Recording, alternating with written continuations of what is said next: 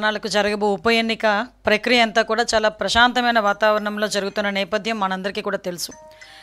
అయితే ఇక్కడ ఏదో దారుణాలు జరిగిపోతున్నాయి, చాలా విధ్వంసాలు జరిగిపోతున్నాయి అని చెప్పి విలువల గురించి, ప్రజాస్వామ్యం గురించి మాజీ ముఖ్యమంత్రి పులివెందుల ఎమ్మెల్యే గారు మాట్లాడడం చూస్తూ ఉంటే నిజంగా విడ్డూరంగా అనిపిస్తుంటుంది.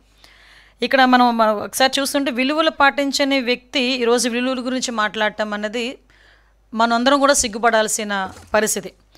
అదేవిధంగా ఈరోజు ఎస్పెషల్లీ చెప్పాలంటే పులివెందుల ప్రజలకి నిజమైన ప్రజాస్వామ్యం అంటే ఏంటో కూటమి పాలనలో ఈరోజు ఈ జెడ్పీటీసీ ఎలక్షన్ నేపథ్యంలో పులివెందుల ప్రజలు కూడా ప్రజాస్వామ్యం అంటే ఇలా నామినేషన్లు వేస్తారా, ఇలా ఓట్ల ఎలక్షన్స్లో పాలు పంచుకుంటారా, ఇలా ఈరోజు ప్రచారాలు చేస్తారా అన్న విషయం అయితే చాలా క్లియర్గా అర్థమయ్యే పరిస్థితి ఈరోజు కనిపిస్తూ ఉంది. ఎందుకంటే మీ అందరికీ తెలుసు పులివెందుల్లో రాజకీయం ఎలా ఉంటుందో. ఎప్పుడూ కూడా ఏకగ్రీవాలే, వచ్చి ఎలక్షన్కి వచ్చి నామినేషన్ వేసే పరిస్థితులు కూడా ఉండేవి కాదు. నామినేషన్ వేస్తామంటేనే కూడా చించేశారు, నామినేషన్ పత్రాలు కూడా చించేసే రాజకీయాలు చాలా చూసాం మనం. వాటన్నిటికీ కూడా విరుద్ధంగా ఈరోజు చాలా ప్రశాంతమైన వాతావరణంలో పులివెందుల జెడ్పీటీసీ, అదేవిధంగా ఒంటిమిట్ట జెడ్పీటీసీకి సంబంధించిన ఈ ఉప ఎన్నికకి సంబంధించి మనకి పులివెందుల్లో సుమారుగా 15 బూతులు మనకి ఉంటే, అదేవిధంగా ఒంటిమిట్టకి సంబంధించి 30 బూతులు. ఈ పులివెందుల్లోని ఇంచుమించుగా 11 మంది నామినేషన్స్ వేశారు. ఈరోజు పోటీదారులు కూడా దగ్గర మనకి 11 మంది నామినేషన్లు వేసిన పరిస్థితి కూడా మనకు కనిపిస్తుంది. అంటేనే ప్రజాస్వామ్యబద్ధంగా ఈ ఎలక్షన్ జరుగుతుందో లేదో మీకే అర్థమవుతుంది. అయితే ఈరోజు ఇంతకు ముందు వరకు మనకి జెడ్పీటీసీ ఎలక్షన్స్ కానీ, పులివెందుల ఎంపీటీసీలు కానీ, ఎంపీపీలు కానీ 95% ప్రెసిడెంట్ ఎలక్షన్స్ కూడా యునానిమస్గా అయిపోయే పరిస్థితి. అదేదో అభిమానంతోనో లేకపోతే మీరంటే ఏదో రక్తం చేతులు ఏదో కోసేసుకున్న పరిస్థితులు కాదండి. కేవలం మీరు భయంతో ఎలక్షన్ కూడా జరగనివ్వని పరిస్థితులు కూడా చూశారు. అటువంటి పరిస్థితి నుంచి ఈరోజు చాలా ప్రశాంతమైన వాతావరణంలో నామినేషన్స్ వేసుకున్నారు. ఎలక్షన్ క్యాన్వాసింగ్ జరిగింది. నిన్న ఈవినింగ్ 5 o'clock వరకు ఎలక్షన్ క్యాన్వాసింగ్ కూడా జరిగింది. రేపు ఎలక్షన్కి కూడా అందరూ కూడా కట్టుదిట్టమైన ఏర్పాట్లు ప్రభుత్వ యంత్రాంగం అంతా చాలా క్లియర్గా చేసింది. అయితే ఇక్కడ నిన్న మొన్న బయటకు వచ్చి అంటే ప్రజలు అమాయకులు అనుకుంటున్నారా, లేకపోతే మీకు తెలియక మాట్లాడుతున్నారా అన్నది నాకు అర్థం కావట్లేదు. ఇప్పుడు ఒక పోలింగ్ బూత్ని మార్చే ప్రక్రియ ఒక సీఎం చేతిలోనో లేకపోతే ఇంకొకరి చేతిలోనో ఉండదు అన్న సంగతి మీకు తెలుసా అని అడుగుతున్నా. ఎందుకంటే ఒక ఎలక్షన్ కమిషన్ నుంచి వచ్చిన గైడ్లైన్స్ ప్రకారమే పోలింగ్ బూత్లు అన్నవి చేంజ్ చేయడం కానీ వాళ్ళ మార్పులు చేర్పులు అన్నవి కంప్లీట్గా ఎలక్షన్ కమిషన్ చేతిలో ఉంటాయి. ఎలక్షన్ కమిషన్ దీని మీద నోటిఫికేషన్ కూడా ఇచ్చింది. గత 28వ తారీఖున నోటిఫికేషన్ కూడా మనకు వచ్చింది. తర్వాత ఈ ఎలక్షన్ నోటిఫికేషన్ రన్నింగ్ కూడా మనకు 30th నుంచి వచ్చింది. దీనికన్నా ముందుగానే మనకి ఎలక్షన్ బూత్లకి సంబంధించి ఏదైనా అబ్జెక్షన్ అలా చేంజెస్ ఉన్నాయి, ఏదైనా అబ్జెక్షన్ ఉంటే కనుక అబ్జెక్షన్స్ తెలియజేయండి అని చెప్పి ఎలక్షన్ కమిషన్ నుంచి 17వ తారీఖున ఒంటిమిట్ట, 19వ తారీఖున పులివెందులకి సంబంధించి అబ్జెక్షన్స్ ఏవైనా ఉన్నాయా అని ఎలక్షన్ కమిషన్ ఒక నోటిఫికేషన్ కూడా జారీ చేసింది. ఆ టైంలో ఏ రాజకీయ నాయకులు కానీ ఎవరు కూడా మాకు ఈ అబ్జెక్షన్స్ ఉన్నాయని చెప్పని కారణంగా వాళ్ళు వితిన్ ద టైం పీరియడ్లో వాళ్ళు ఆ బూత్ని కన్ఫర్మ్ చేస్తున్నారు. ఇంకొకటి ఇక్కడ విషయం ఏంటంటే జనరల్ ఎలక్షన్స్లో ఎలక్షన్ కమిషన్ కూడా గ్రామాలని పరిగణలోకి తీసుకుంటుంది. కానీ ఇక్కడ లోకల్ ఎలక్షన్స్కి వచ్చేసరికి పంచాయతీలని పరిగణలోకి తీసుకుంటుంది కాబట్టి ఇప్పుడు పోలింగ్ బూత్లకి సంబంధించి మార్పులు చేర్పులు అనేవి జరిగినాయి. ఇది ఈరోజు గవర్నమెంట్ మేమో లేకపోతే సీఎం గారు తీసుకున్న నిర్ణయం కాదు. దయచేసి ఇది ఎలక్షన్ కమిషన్ ప్రొసీజర్ ప్రకారం జరిగిందన్న సంగతి నేను ప్రజలకి చెప్తున్నా. ఎందుకు ప్రజలకి చెప్తున్నాను అంటున్నానంటే వీళ్ళు పులివెందుల్లో ఓడిపోతామన్న భయంతోనో లేకపోతే ప్రజలు వాళ్ళని చీత్కరించుకుంటున్నారన్న భయంతోనో పులివెందుల ప్రజలకి ప్రజాస్వామ్యం రుచి చూపించారన్న భయంతోనో ఈరోజు ఆటోమేటిక్గా మా మీద నిందలేసే ప్రక్రియలు ఏ రకంగా పోలింగ్ బూతులు మార్చేస్తున్నారు, లేకపోతే పోలింగ్ స్లిప్పులు మార్చేస్తున్నారు అని చెప్పి రకరకాల మాటలు మాట్లాడిన సందర్భం బట్టి నేను ఈ విషయం చెప్తున్నా. ఎక్కడైతే పోలింగ్ బూతులు మార్చారో ఆయన ఏదో టేబులర్ ఫామ్ వేసుకుని 2 కిలోమీటర్లు 4 కిలోమీటర్లు నేనేం కాదని చెప్పట్లే. దానికి సంబంధించి ఫుల్గా ప్రికాషనేట్గా పోలీస్ డిపార్ట్మెంట్, రెవెన్యూ డిపార్ట్మెంట్ కలిసి ఎలక్షన్ కమిషన్ ఆదేశాల మేరకు ఏదైతే అక్కడ ప్రికాషనరీ యాక్షన్స్ తీసుకోవాలో అవన్నీ తీసుకున్నాం. వాళ్ళు ఏదైతే రోడ్డు పీరియడ్ ఆ రోడ్డు ఉందో రోడ్డు మీద ఆల్రెడీ 3 రూట్స్ కూడా డిపార్ట్మెంట్ వాళ్ళు ఏర్పాటు చేశారు. హెల్ప్ డెస్క్ని కూడా ఏర్పాటు చేశారు. రేపు ఎర్లీ మార్నింగ్ 6 నుంచి 6:30 నుంచి హెల్ప్ డెస్క్ కూడా పనిచేస్తుంది. కలెక్టర్ గారు అక్కడ నుంచి ఓటర్లకి ఓటేసి రావడానికి వెహికల్స్ కూడా అరేంజ్ చేశారు, బస్సెస్ కూడా అరేంజ్ చేశారు, ఫుల్గా పోలీస్ బందోబస్తు కూడా మేము ఏర్పాటు చేసుకున్నాం. పైగా వీళ్ళు మాట్లాడతారు బైండ్ ఓవర్స్ అన్నది రెగ్యులర్ ప్రక్రియ. ఎవరి మీదైనా నేరారోపణలు ఉన్నా, లేకపోతే నేర ప్రవృత్తి కలిగిన వాళ్ళు ఉన్నా, హ్యాబిచువల్గా వాళ్ళు క్రైమ్ చేసే వాళ్ళు ఎవరైనా ఉన్నా, లేదు ఈ ట్రబుల్ మ్యాంగోస్ ఉంటారు వాళ్ళు ఎవరైనా ఉన్నా, వీళ్ళందరినీ కూడా బైండ్ ఓవర్ చేయటం అన్నది ఎలక్షన్ ప్రక్రియలో ఒక ప్రక్రియ. ఎందుకంటే వీళ్ళు ఎలక్షన్ ఏమైనా ఇబ్బంది పెడతారేమో, లేకపోతే ఎటువంటి అవాంఛనీయ సంఘటనలు చేయడానికి వీళ్ళు ఇబ్బంది పడతారేమో అనే విషయంతో ముందుగానే బైండ్ ఓవర్ ఒక వైఎస్ఆర్సీపీ వాళ్ళ మీద కాదండి, బోత్ పార్టీస్ మీద కడతారు. టీడీపీ మీద కడతారు, వైఎస్ఆర్సీపీ మీద, అన్ని పార్టీస్ వాళ్ళ మీద. ఈ 2 పార్టీలే కాదు, యాక్టివ్గా అన్ని పార్టీలు ఎవరైనా ఇటువంటి నేర ప్రవృత్తున్న వాళ్ళు ఎవరైనా ఉన్నారు అనుకుంటే, పాత నేరస్తులు ఎవరైనా ఉన్నా, రౌడీ షీటర్స్ ఉన్నా, వాళ్ళందరినీ కూడా బైండ్ ఓవర్ చేయటం అన్నది ఎలక్షన్ ప్రక్రియలో భాగం. ఈరోజు నిజంగా నాకు ఇప్పటికీ అర్థం కానిది ఏంటంటే, పులివెందుల మా అడ్డా అనుకునే వ్యక్తి ఈరోజు ఈ ఎలక్షన్ గురించి ఎందుకు ఇంత భయపడుతున్నాడో జగన్మోహన్ రెడ్డి నాకైతే అర్థం కావట్లే. అంటే ఈరోజు వరకు నాకు తెలిసి పులివెందులకి కూడా ఈ 14 నెలల్లో ఎత్తి కొడితే 10 సార్లు కూడా పోలేదు ఆయన. ఏదైనా ఉంటే ఇంచుమించుగా బెంగళూరు నుంచే మొత్తం స్టేట్మెంట్లన్నీ ఉంటాయి. ఒక నెలలో 26 రోజులు బెంగళూరులో ఉంటారు, 4 రోజులు తాడేపల్లికి వస్తాడు, హడావుడి చేస్తాడు, ఏ గాంజాయి బ్యాచ్నో లేకపోతే ఏ బెట్టింగ్ బ్యాచ్నో ఏదో బ్యాచ్ని కలిచేస్తాడు, ఎవరో ఒకరిని చావుకు కారణమవుతారు, వెళ్ళిపోతారు. కానీ ఈరోజు పులివెందుల ఎలక్షన్ విషయంలో ఇతను అవినాష్ రెడ్డి గారు కలిసి ఈరోజు చేస్తున్న ఆరోపణలు చూస్తూ ఉంటే నిజంగా వీళ్ళకి అవగాహన నుండి మాట్లాడుతున్నారా, ప్రజలను మభ్యపెట్టడానికి మాట్లాడుతున్నారా? నేనైతే ప్రజలను మభ్యపెట్టడానికి మాట్లాడుతున్నారని చెప్తా. ఇప్పుడు ఎలక్షన్ కమిషన్ ఈ స్లిప్స్ పంచుతారు, మన డిపార్ట్మెంట్ తరపున స్లిప్స్ అందరికీ కూడా పంచుతాం. వీళ్ళు ఏమంటున్నారు, ఎవరైతే ఓటర్స్ ఉన్నారో వాళ్ళు బెంబేలు పడిపోతున్నారు. దేనికి? ఓటర్ లిస్టులో ఏదైతే ఓటర్ స్లిప్ ఉంటామో ఆ స్లిప్లో వాళ్ళు ఏ బూత్లో చేస్తారో, వే ఏంటి, ఎవ్రీథింగ్, ఎన్ని కిలోమీటర్లు అన్నీ కూడా ఓటర్ స్లిప్లో డెఫినెట్గా ఉంటాయి. సో ఓటర్ స్లిప్లు పంచడం అయితే నిన్న ఈవినింగ్కి 95% అయిపోయింది. ఈ రోజుకి 100%, 100కి 100% కూడా ఓటర్ స్లిప్స్ డిస్ట్రిబ్యూషన్ అనేది కూడా జరిగిపోయింది. సో ఇందులోని ఎవరు కూడా వాళ్ళని మభ్యపెట్టడానికో ఏదీ లేదు. వీళ్ళు ఏమనుకుంటారంటే, నేను చాలా సందర్భాల్లో చెప్తా ఉంటా, పచ్చకామెరలోడికి లోకమంతా పచ్చగానే కనిపిస్తుంది. వీళ్ళకి దొంగ ఓట్లను తీసుకొని వచ్చేది, లేకపోతే ఓటర్లను మభ్యపెట్టేది, భయపెట్టేది. మీకు గుర్తుందో లేదో, ఈ 2021 జడ్పీటీసీ ఎంపీటీసీ ఎలక్షన్స్ టైంలోని ఆ టైంలో నామినేషన్ వేయటానికి వెళ్ళినా కూడా నామినేషన్ని చేతిలోకి లాక్కుని చింపేసిన సందర్భాలు కూడా ఉన్నాయి. మీ నంబర్ చీరల్లో దాచుకొని నామినేషన్ పత్రాలు వెళ్ళి ఎలక్షన్ కమిషన్ అక్కడ వెళ్ళి ఎలక్షన్ ఆఫీసర్కి ఇచ్చిన సందర్భాన్ని కూడా గుర్తు చేస్తున్నాను జగన్మోహన్ రెడ్డి. ఈరోజు పులివెందుల్లో కానీ ఒంటిమెట్లో కానీ ఎక్కడా కూడా 11 నామినేషన్లు పడినాయి ఒక పులివెందుల్లోనే. అంటే ఒకసారి మీరు ఆలోచన చేసుకోవాలి. ఈరోజు ఎంత ప్రజాస్వామ్యబద్ధంగా మేము చేస్తున్నాం. తప్పు చేసిన వాడు ఎవరి మీదైనా పార్టీలకు అతీతంగా మేము కేసు ఫైల్ చేస్తున్నాం, దర్యాప్తులు చేస్తున్నాం. అందులో కూడా ఎక్కడ కూడా టాలరేట్ చేసే ప్రసక్తి లేదు. మేము ప్రజాస్వామ్యబద్ధంగా వెళ్తున్నాం. నీతికి నిజాయితీకి విలువలతో కూడిన రాజకీయాలు చేయడానికి సిద్ధపడ్డ వ్యక్తి చంద్రబాబు నాయుడు గారు. అటువంటి వ్యక్తి ఆధ్వర్యంలో ఈరోజు సీఎం గారు ఆధ్వర్యంలో జరుగుతున్న, సీఎం గారు ఈరోజు సీఎంగా ఉన్న నేపథ్యంలో ఎలక్షన్ కమిషన్ ఆధ్వర్యంలో జరుగుతున్న ఎలక్షన్ ఇది. ఎక్కడా కూడా ఎటువంటి అవకతవకలకి కానీ మీరంటున్న ఆరోపణలు అటువంటి పరిస్థితి ఇక్కడ లేదు అని చెప్పడానికి నేను విత్ ప్రూఫ్స్ కూడా చూపిస్తున్నా. ఇది కూడా మీకు ఎలక్షన్ కమిషన్ ఆ రోజు finally the polling stations in Vontimitta were published on 17/7/2025 and those of the Pulivendula 19/7/25.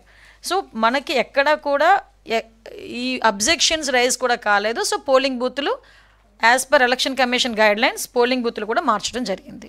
అది కూడా ఎలక్షన్ కమిషన్ గైడ్లైన్స్ ప్రకారం ఎలక్షన్ కమిషన్ మార్చమంటేనే. సో ఇవన్నీ కూడా ఒక్కసారి మనం కూడా అర్థం చేసుకోవాలి. అట్ ద సేమ్ టైం మీ అందరికీ తెలుసు, మాట్లాడితే దొంగ ఓట్లు వేయాలి అని. మీకు అబ్జర్వ్ చేయండి, నేను ఎందుకంటే ఒక్కొక్కసారి బాధ, ఒక్కొక్కసారి ఇలాంటి వాళ్ళతోనే రాజకీయాలు చేస్తున్నామన్న పరిస్థితి కూడా మమ్మల్ని ఒక్కొక్కసారి మేము డైజెస్ట్ చేసుకోలేము. ఎందుకంటే లాస్ట్ కుప్పం ఎలక్షన్స్ దగ్గర నుంచి, తిరుపతి బై ఎలక్షన్స్ దగ్గర నుంచి మనకి ఎమ్మెల్సీ గ్రాడ్యుయేట్ ఎలక్షన్స్కి కూడా మనం అబ్జర్వ్ చేసుకుంటే, గ్రాడ్యుయేట్ కాని వాళ్ళని 10th క్లాసు చదివి ఫెయిల్ అయిన వాళ్ళని కూడా ఆ రోజు ఓట్లు వేయడానికి బస్సుల్లో దింపిన సందర్భాన్ని నేను ఈ టైంలో గుర్తు చేయాలి. అటువంటి సంఘటనలు ఇక్కడ ఎక్కడా జరగలేదే. ఎక్కడ కూడా కనీసం ఒక్క ఓటు కూడా గల్లంత అవ్వలేదే. మీరు ఒక్క ఓటు గల్లంత అయిందని చెప్పి చూపించమనండి. ఎక్కడ ఒక్క ఓటు కూడా గల్లంత కాలేదు. యాజ్ పర్ గైడ్లైన్స్ ప్రకారం, ఎలక్షన్ కమిషన్ గైడ్లైన్స్ ప్రకారం వచ్చిన ఓటర్లు అందరూ అందులోనే ఉన్నారు. మేము ఓటర్లను ఎక్కడ ప్రలోభ పెట్టలేదు. ఈరోజు నిజంగా పులివెందులలోని ఓట్లు వేయటానికి వాళ్ళకి ప్రజాస్వామ్యబద్ధంగా వాళ్ళకి నచ్చిన వాళ్ళకి ఓటేయడానికి ఈరోజు సిద్ధంగా ఉన్నారు. వాళ్ళు కూడా ఆలోచిస్తున్నారు. ఒక బాబాయిని చంపిన వాడికి మేము ఓటేయాలా, అతను ప్రపోజ్ చేసిన ఆ వ్యక్తికి మేము ఓటేయాలా అన్నది కూడా వాళ్ళు ఆలోచిస్తున్నారు. మొన్న రాఖీ పండుగ అయింది. 2 చెల్లెళ్ళు ఉన్నారు. 2 చెల్లెల్లోనూ కూడా ఒక చెల్లి కూడా వెళ్ళి రాఖీ కట్టే పరిస్థితి కూడా కనిపించలేదంటే ఆ చెల్లెల్నే భయపెట్టే పరిస్థితిలో ఉన్న వ్యక్తి, బలపరిచిన వ్యక్తికి మేము ఓటేయాలా అన్న ఆలోచనలో పులివెందుల ప్రజలు కూడా ఉన్నారు. ఈరోజు మనం ఆలోచన చేసుకుంటే అంటే తల్లి మీద చెల్లి మీద కూడా ఆస్తి కోసం కోర్టుకి ఎక్కిన మనిషికి మనకి ఏం న్యాయం చేస్తాడని అతను బలపరిచిన వ్యక్తికి ఓటేయాలన్న ఆలోచనలో వీళ్ళు కూడా ఉన్నారు. అంటే నేనేమంటానంటే ఇప్పుడు మీరు కూడా అబ్జర్వ్ చేసుకోవాలి ఒకసారి. మనం ఈరోజు ప్రజాస్వామ్యబద్ధంగా పనిచేస్తున్న ఇప్పుడు జరుగుతున్న ఈ ఎన్నికల్లో అవి జరుగుతున్నాయి ఇవి జరుగుతున్నాయని ఊహాగానాలు చేసేసి ఎక్కడెక్కడో అంటే మేము గవర్నర్ని కలుస్తాం, కలవండి, మంచిదే, మీకున్న హక్కు ప్రకారం మీరు గవర్నర్ గారిని కలవాలి, గవర్నర్ గారికి రిప్రజెంటేషన్ ఇవ్వండి, ఫ్యాక్ట్లు మాట్లాడండి. బయటకు వచ్చి కూడా ప్రజల్ని మభ్యపెట్టే విధంగా మాట్లాడొద్దు. మీరు మాట్లాడిన ప్రతి దానికి సమాధానం మా దగ్గర ఉంది. మళ్ళీ చెప్తున్నా, ఎలక్షన్ బూతులు మార్చారని నాకు విషయం ఏంటంటే అవినాష్ రెడ్డి గారు కూడా చదువుకున్నారు, 2 సార్లు ఎంపీ చేశారు, ఆయనకి ఎలక్షన్ రూల్స్ తెలుసు. పోలింగ్ బూత్ మార్చడంలో ఎవరి ప్రమేయం ఉంటుందన్న సంగతి ఆయనకి కూడా తెలియాలి. జగన్మోహన్ రెడ్డి గారు ఎంపీగా చేశారు, ఒక సీఎం చేసిన వ్యక్తికి ఎలక్షన్ పోలింగ్ బూతులు మార్చాలంటే ఏం చేయాలి, ఎలా జరుగుతుందన్న సంగతి తెలియదా? ఈరోజు వచ్చి కూటమి ప్రభుత్వం మీద బురద జల్లేదానికి విపరీతమైన ప్రయత్నాలు చేస్తున్నారు. నేను ఒకటే చెప్తున్నానండి, ఈరోజు ప్రజాస్వామ్యబద్ధంగా జరుగుతున్న ఈ ఎలక్షన్లో కంపల్సరీగా ప్రజలందరూ కూడా స్వచ్ఛందంగా బయటకు వచ్చి వాళ్ళు నచ్చిన వ్యక్తికి ఎన్నుకోవడానికి సిద్ధంగా ఉన్నారు. అట్ ద సేమ్ టైం మీ అందరికీ తెలిసిందే, ఈరోజు జగన్మోహన్ రెడ్డి గారికి పాస్ట్ ఎక్స్పీరియన్సెస్ కొన్ని ఉంటాయి. అంటే ఇలా చేశాం కదా మళ్ళీ ఇలా చేస్తారేమో అని ఎక్స్పీరియన్సెస్ కొన్ని ఉంటాయి. దాని నేపథ్యంలో అయినా ఆయన ఎక్కువగా దాన్ని ఏమంటారంటే ఎగ్జాజరేట్ చేసి చెప్తున్నాడు అనమాట. ఆయన అంటే దొంగ ఓట్లు అప్పట్లో తీసుకొచ్చి ఓట్లు వేయించిన ప్రయత్నం చేసింది, ఓట్లు వేయించింది ఆయనే.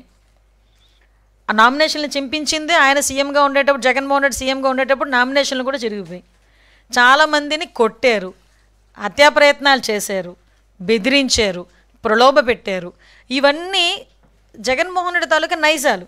మేము ఈరోజు ప్రజాస్వామ్యబద్ధంగా ఎలక్షన్స్ నిర్వహిస్తున్నాం, దీనిలో ఎటువంటి అపోహలు పడాల్సిన అవసరం లేదు.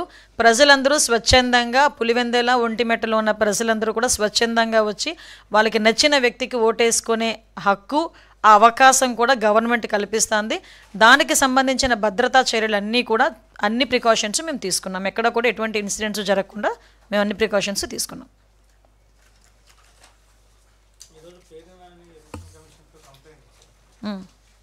ఏమని సార్ దౌర్జన్యాలు అంటే నాకు అదే అర్థం కానిది ఏంటంటే అసలు ఈ దాడులు చేయటం, దౌర్జన్యాలు చేయటం వైసీపీ వాళ్ళ డిఎన్ఏ అండి. వైసీపీ వాళ్ళ డిఎన్ఏలో అది ఉంది. దాడి, దౌర్జన్యం, వినాశనం, అవినీతి, ఇదంతా వైసీపీ డిఎన్ఏలో ఉంది. నేను దాని గురించి మాట్లాడలేదు. ఈరోజు ఒకటి ఆలోచించండి, ఈ దాడులు జరుగుతున్నాయి, ఇవి జరుగుతున్నాయి, అవి జరుగుతున్నాయి అని చెప్పేదానికి ఎలక్షన్ కమిషన్ కూడా చూస్తుంది. ఎలక్షన్ కమిషన్కి ప్రతి ఒక్కటి తెలుసు. మీరు ఎవరి మీదైనా కంప్లైంట్ పెడితే కంప్లైంట్ మేము తీసుకుంటున్నాం, కంప్లైంట్ మీద మేము కేసు ఫైల్ చేస్తున్నాం, అన్నీ కూడా క్లియర్గా జరుగుతున్నా కూడా అక్కడ అంటే నాకు అర్థమైంది ఏంటంటే పులివెందుల్లో ఒక ఓటమి భయం అనేది వైఎస్ఆర్సీపీకి పట్టుకుంది. సో దాన్ని బేస్ చేసుకుని బయటికి ఏదో జరిగిపోతుంది అక్కడ అన్నది చేస్తున్నారు. మీరు అబ్జర్వ్ చేశారో లేదో, ఆయన 11 సీట్లు పడిపోయిన వెంటనే ఏమైనా ఈవీఎంలు తప్పన్నాడు. అంటే ఏదో రకంగా ఎవరో ఒకరి మీద నెపం నెట్టాలి. సో ఈరోజు మేమున్నాం కాబట్టి, కూటమి ప్రభుత్వం ఉంది కాబట్టి కూటమి ప్రభుత్వం మీద నెపం నెట్టున్నారు. ఇవ్వనేయండి.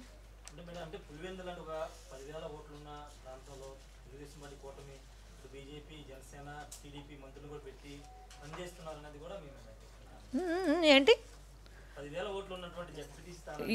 ఓట్లు ఎన్ని కాదండి, మంత్రి ఇన్ఛార్జ్ మినిస్టర్ వెళ్ళకూడదా? వెళ్ళాలి కదా, వెళ్తాం కదా. ఎలక్షన్ మేము వాళ్ళకు మళ్ళీ తీసుకొచ్చి దొంగ ఓట్లను అందులో పెట్టించో లేకపోతే రకరకాల మనుషులను తీసుకొచ్చి అక్కడ ప్రచారాలు చేయించో మేమేం చేయలేదు. మీరు 10,000 ఓట్లు ఉన్నాయా 1000 ఓట్లున్నా 10,000 ఓట్లున్నా ఎలక్షన్ అన్నది as per election commission guidelines ప్రకారం ప్రజాస్వామ్య పద్ధతిలో జరగాలి. ప్రజాస్వామ్య పద్ధతి దానికి దేనికైనా వ్యతిరేకత ఏదైనా ఉందేమో చెప్పమనండి. ఈరోజు మాకు ఎలక్షన్ క్యాన్వాసింగ్ చేసేటప్పుడు రకరకాల మనుషులను తీసుకొచ్చుకొని చేయించుకుంటాము. కొంతమంది అయితే ఎలక్షన్ క్యాన్వాసింగ్లో సినీ యాక్టర్స్ని పిలిపించుకుంటారు, సీరియల్ యాక్టర్ని పిలిపించుకుంటారు, వాళ్ళకి నచ్చిన నాయకుని పిలిపించుకుంటారు, పక్క రాష్ట్రాల నుంచి నాయకులను పిలిపించుకుంటారు. అదంతా తప్పని చెప్పడానికి మీకండి, అది ప్రజాస్వామ్యం వాళ్ళకి ఇచ్చిన హక్కు. దాంట్లో మనకేంటి?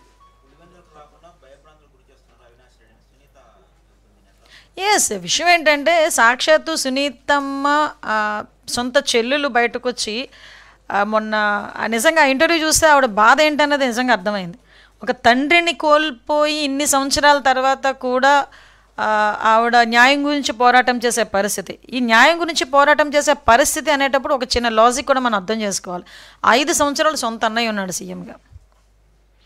ఇప్పుడు ఆవిడ పడుతున్న బాధ కూడా ఇప్పుడు సిబిఐకి వెళ్ళింది కాబట్టి, సిబిఐ ఎంక్వైరీ చేస్తున్నారు కాబట్టి స్టేట్ గవర్నమెంట్ నుంచి మేము ఇవ్వాల్సిన సపోర్ట్ అంతా మేము చేస్తున్నాం, మేము సహకరిస్తున్నాం ఎంక్వైరీకి. లాస్ట్ 5 ఇయర్స్ ఆ గోల్డెన్ పీరియడ్ మొత్తం పోయింది. సో అందుకే లేట్ అవుతుందన్న బాధ. At the same time last ఆవిడ ఎంత బాధపడ్డారన్న సంగతి కూడా సొంత చెల్లెలే బయటకు వచ్చి వాళ్ళ ఫాదర్ జన్మదిన సందర్భంగా మాట్లాడటం అనేది నిజంగా ప్రజలందరూ కూడా అర్థం చేసుకోవాలి ఎటువంటి వ్యక్తిని లాస్ట్ 5 సంవత్సరాలు సీఎం చేశారన్న సంగతి కూడా. తప్పులేదండి, ఎస్ తప్పులేదు. ఆవిడ బాధ, ఆవిడకి ఆ హక్కు ఉంది. ఎందుకంటే తండ్రిని అంటే మామూలుగా ఏదో జబ్బు చేసో లేకపోతే ఏదో రకంగా చనిపోవడం అన్నది వేరు. తండ్రిని కళ్ళ ముందు తను అంత క్రూరంగా చంపేసరికి ఏ కూతురికైనా ఆ బాధ ఉంటుంది. అందులోని సొంత మనుషులే చేశారు ఈ పని అనేసరికి ఇంకా పెయిన్ ఎక్కువగా ఉంటుంది. ఆ పెయిన్ కొద్ది తను మాట్లాడారు. ఇన్వెస్టిగేషన్ ఆవిడకి ఆ హక్కు ఉంది.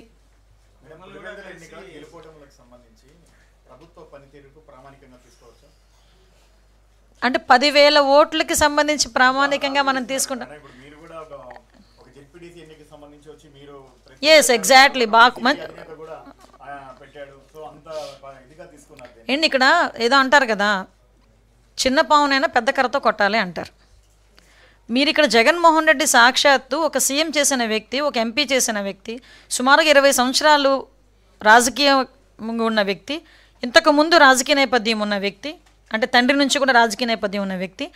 ఎలక్షన్ కమిషన్ ఏం చేస్తుంది, రాష్ట్ర ప్రభుత్వం ఏం చేస్తుంది అనేది క్లారిటీ కూడా లేకుండా నోటుకొచ్చినట్టు ట్విట్టర్లోని వాళ్ళ ఎమ్మెల్యేలు, వాళ్ళ ఎంపీలు, వాళ్ళ నాయకులు బయటకు వచ్చి నోటుకొచ్చినట్టు మాట్లాడుతూ ఉంటే మేము ప్రజలకి ఆన్సరబుల్. దయచేసి ఇక్కడ పులివెందుల ప్రజలకి కానీ రాష్ట్ర ప్రజలకి కానీ మేము ఆన్సరబుల్. కాబట్టి నేను ఈరోజు వచ్చి కూర్చొని మాట్లాడాల్సి వస్తుంది. అక్కడ మీరు 10,000 ఓట్లు కాదు, మీరు 2,000 ఓట్లు కాదు, 1000 ఓట్లు ఉన్నట్టు కూడా నేను వచ్చి ఇలాగే మాట్లాడతా. దాన్నే ప్రామాణికంగా తీసుకోవాలా అనుకుని మీరు అనుకుంటే కనుక అది మీ విజ్ఞతకు వదిలేస్తున్నాను. కానీ నేను మీరు 2,000 ఓట్లు ఉన్నాయండి, 1000 ఓట్లు ఉన్నాయండి, ప్రజలకు మేము జవాబుదారీతాను.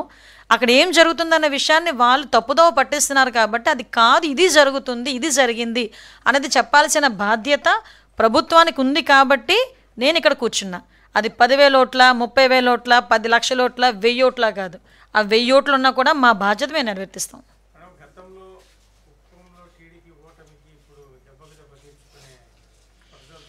ఊరుకోండి సార్, అది దీని కంపారిజనే ఉండదు. నడుస్తుంది సార్, నడవనండి. ఇప్పుడు ప్రజాస్వామ్యంలోని వాక్ స్వతంత్రం అన్నది ఒక హక్కు ఉన్నది అని మీరే అంటుంటారు. కాబట్టి రాస్తారు. పొలిటికల్గా మేము ఎంతవరకు తీసుకోవాలో మేము అంతవరకే మేము తీసుకుంటాము. మిగతాదంతా విని నవ్వుకుంటాం అంతే.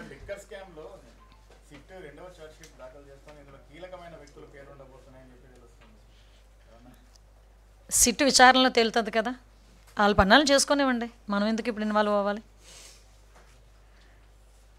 Nothing, anything else. మీ దగ్గర నుంచి మంచి క్వశ్చన్స్ వస్తుంటాయండి. అంటే ఎలాంటి క్వశ్చన్స్ వస్తుంటాయంటే, మొన్న కూడా ఏదో అడిగారు కదా మమ్మల్ని, ఎవరికి వాళ్ళం మేము గెలుస్తామనే మేము పోటీలో దిగుతాం, గెలుస్తామనే పోరాటం చేస్తారు, గెలవాలనే కోరుకుంటాం, గెలుస్తామనే ధీమా కూడా మాకుంది. ఓకే, అర్థమైందా? నెక్స్ట్ ఇంకొకటి, ఇప్పుడు వాళ్ళు మేమేమంటున్నాము, అక్కడ నిజంగా పులివెందుల్లో జగన్మోహన్ రెడ్డి అడ్డ, పులివెందుల బిడ్డ జగన్మోహన్ రెడ్డి అనుకున్న వాళ్ళందరూ ఈరోజు ఆఫ్టర్ ఆల్ మీరు అన్న 10,000 ఓట్లకి ఎందుకు భయపడాలి? 11 నామినేషన్లు ఎట్టొచ్చినాయి? మనం ఆలోచించుకోవాలి కదా. ఇప్పుడు మమ్మల్ని అడిగిన క్వశ్చన్స్ వాళ్ళని అడగండి ఒకసారి. నేను మీరు ఏ క్వశ్చన్ అడిగినా నేను సమాధానం చెప్తా. కానీ ఒకటేంటంటే మీకు క్లియర్గా చెప్తున్నా, మరి అంత ఓటమి భయం దేనికి? 11 నామినేషన్లు వచ్చినాయండి.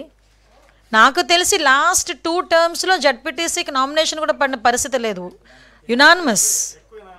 పులివెందల్లో 95% ప్రెసిడెంట్ ఎలక్షన్ యునానిమస్ అవుతాయి. Okay, 100% ZPTC MPTC elections unanimous అయిపోతాయి. మరి అటువంటి పరిస్థితుల్లో ఈరోజు గవర్నమెంట్ పోయిన ఈ 14 నెలలలోనే 11 నామినేషన్లు పడినాయి అంటే ఈరోజు పులివెందుల ప్రజలు ప్రజాస్వామ్యాన్ని స్మెల్ చేస్తున్నారు, ప్రజాస్వామ్యాన్ని అనుభవిస్తున్నారు. ఈరోజు వాళ్ళు ఒక రాచరిక వ్యవస్థ పక్కన పెట్టి ప్రజాస్వామ్యాన్ని వాళ్ళు ఫీల్ అవుతున్నారు. కాబట్టి 11 నామినేషన్లు బయటకు వచ్చినాయి. నామినేషన్లు వేయడానికి ధైర్యంగా వచ్చి నామినేషన్లు వేసి వెళ్ళారు. క్యాన్వాసింగ్ ధైర్యంగా చేసుకుంటున్నారు, ఎలక్షన్లకి ధైర్యంగా వెళ్తున్నారు. వీళ్ళకేంటండి నొప్పి? ఏమీ లేవండి, అన్ని ప్రికాషన్స్ మేము తీసుకున్నాం. అందుకే ఇంచుమించుకు చాలామంది మీద బైండ్ ఓవర్లు పెట్టాం. బైండ్ ఓవర్లు పెట్టిన వాళ్ళ గురించి కూడా గౌరవ పులివెందుల ఎమ్మెల్యే గారు ఒక మాట అన్నారు, ఏ రోజు కూడా పోలీస్ స్టేషన్ మొహం చూడని వాళ్ళని కూడా బైండ్ ఓవర్ పెట్టారన్నారు. అటువంటిది ఏమీ లేదు. మేము బైండ్ ఓవర్ పెట్టిన ప్రతి ఒక్కటి రికార్డెడ్గా బైండ్ ఓవర్స్ ఇంతమంది పెట్టామని చెప్తాము. ఇది ఎలక్షన్ కమిషన్కి కూడా వాళ్ళు సబ్మిట్ చేస్తారు, ఎంతమంది వాళ్ళు ఏ ప్రొసీజర్ స్టార్ట్ చేశారన్నది కూడా ఎవ్రీథింగ్ ఎలక్షన్ కమిషన్ నోటీస్లో ఉంటుంది. ఓకే, ఇప్పుడు బైండ్ ఓవర్ చేసే వాళ్ళని కూడా ఇందాక చెప్పాను, కొంతమంది నేర ప్రవృత్తి ఉన్న వాళ్ళు ఉంటారు, హ్యాబిచువల్స్ ఉంటారు, కొంతమంది రౌడీ షీటర్స్ ఉంటారు, పాత నేరస్తులు ఉంటారు. వీళ్ళందరినీ ఎందుకైనా మంచిది అని చెప్పి ముందుగానే బైండ్ ఓవర్స్ బోత్ పార్టీస్లో పెడతారు, ఒక పార్టీలో పెట్టరు. ఈ విషయం కూడా 20 సంవత్సరాలు రాజకీయం చేసిన వ్యక్తికి నేను చెప్పడం అన్నది, మరి ఆయన అలా ఫీల్ అవుతారో నేను గర్వంగా ఫీల్ అవ్వాలో నాకు తెలియట్లేదు.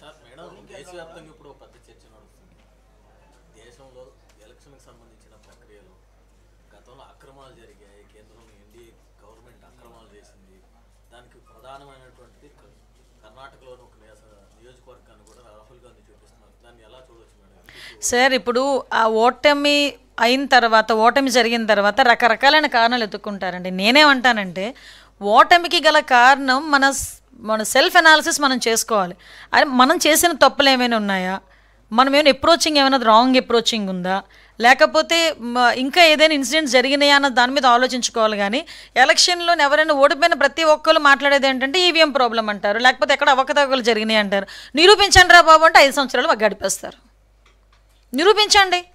నిరూపిస్తేనే కదా తెలిసేది. నిరూపించడానికి వాళ్ళు అయితే ట్రై చేస్తున్నారు కదా, నిరూపించినాయండి, వాళ్ళకి కూడా హక్కు ఉంది కదా.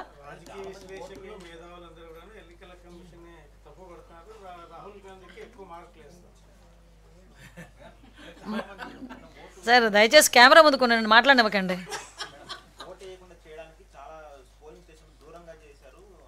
సార్, నేను ఇందాక నుంచి చెప్తున్నాను, అదే పోలింగ్ స్టేషన్ మార్పు అన్నది ఎలక్షన్ కమిషన్ వాళ్ళ నిర్ణయం. పలానా ప్లేస్ నుంచి పలానా ప్లేస్కి పోలింగ్ స్టేషన్ మారుస్తున్నామని ముందుగానే నోటిఫికేషన్ ఇచ్చారు. ఎవరైనా అబ్జెక్షన్స్ చెప్తే కనుక చెప్పండి అని చెప్పారు. వాళ్ళు వితిన్ టైం పీరియడ్లో వాళ్ళ అబ్జెక్షన్స్ ఎవరు కూడా రైజ్ చేయలేదు, ఏ పొలిటికల్ పార్టీ రైజ్ చేయలేదు. మీకు నిజంగా ఆలోచన ఉంటే ఆ రోజే మీరు ఎందుకు రైజ్ చేయకపోవాలి? వైఎస్ఆర్సీపీ వాళ్ళు ఈరోజు తీరా మార్చిన తర్వాత ఎందుకు వాళ్ళు అబ్జెక్షన్ రైజ్ చేస్తారు? వాళ్ళకి వితిన్ టైంలో అబ్జెక్షన్ రైజ్ చేయండి రా బాబు అంటే అప్పుడు చేయలే. ఈరోజు అంత దూరం అంటే ఏ వంక లేకపోతే ఈ వంకను ఎత్తుక్కున్నారనమాట. ఇది కూడా మీకు ఇంకో విషయం చెప్పిన 2 కిలోమీటర్స్ వాళ్ళకే కాదు, అక్కడ ఉన్న టీడీపీ వాళ్ళకి కూడా 2 కిలోమీటర్సే కదా. టీడీపీ వాళ్ళకి ఏమైనా కిలోమీటర్ తగ్గిద్దా? వీళ్ళు ఎక్కడికి వెళ్ళాలో వాళ్ళు అక్కడికే వేయాలి వెళ్ళి ఓటు. సో మా పరిస్థితి ఏంటి? ఎలక్షన్ కమిషన్ పలానా చోట ఇచ్చింది. మళ్ళీ చెప్తున్నా, మీకు జనరల్ ఎలక్షన్స్లో విలేజ్ వైజ్ బూతులు ఏర్పాటు ఉంటుంది, లోకల్ ఎలక్షన్స్లో పంచాయతీ వైజ్ ఉంటుంది. సో దట్ ఆటోమేటిక్గా షఫిల్ జరుగుతుంది. ఆ షఫిలింగ్ ముందే నోటిఫికేషన్ ఇచ్చారు, అబ్జెక్షన్ చెప్పమంటే చెప్పలేదు. ఆ రోజు చెప్పలేదు అబ్జెక్షన్స్. ఎందుకని ఈరోజు మాకు ఇంత దూరంగా ఉంటేనే ఓటేసేవాడు ఇక్కడ నుంచి అదే 2 కిలోమీటర్లు వెళ్ళాలి. ఆ 2 కిలోమీటర్ల పరిధి కూడా ఈరోజు కలెక్టర్ గారు అక్కడ వెహికల్స్ అరేంజ్ చేశారు, అన్ని ఏర్పాట్లు జరిగినాయి. దారిలో పోలీసులు కూడా ఏర్పాటు చేసుకున్నాం, పోలీస్ బందోబస్తు కూడా ఏర్పాటు చేసుకున్నాం. కొన్ని హాట్స్పాట్స్ని కూడా పెట్టుకున్నాం, ఐడెంటిఫై చేసుకున్నాం. అక్కడ పోలీస్ పికెటింగ్ కూడా జరుగుతోంది. ఎక్కడా కూడా ఎటువంటి అవాంఛనీయ సంఘటనలు జరగవు. ప్రజాస్వామ్యబద్ధంగా పులివెందుల్లో ఎలక్షన్లు అనేవి జరుగుతున్నాయి. పులివెందల ప్రజలు కూడా ఆ ప్రజాస్వామ్యాన్ని వినియోగించుకోవాల్సిందిగా కోరుకుంటున్నాను. Thank you. రానియండి బయటికి.